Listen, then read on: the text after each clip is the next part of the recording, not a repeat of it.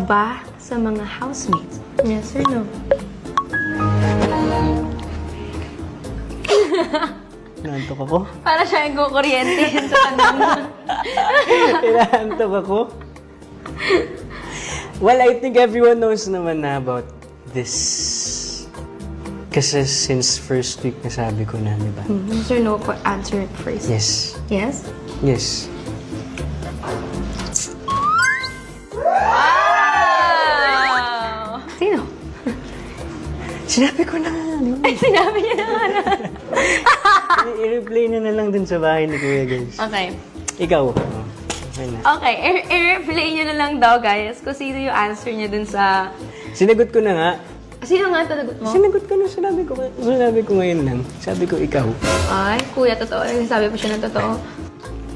Wow! Sinabi ko na. Hindi, guys. Ito naman. Uy, ano ba itong mga nasa set? Tigilan niyo yan. Hindi, yun naman. Ano lang naman yun?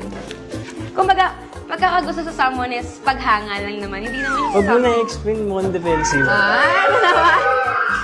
Anyway, everyone, we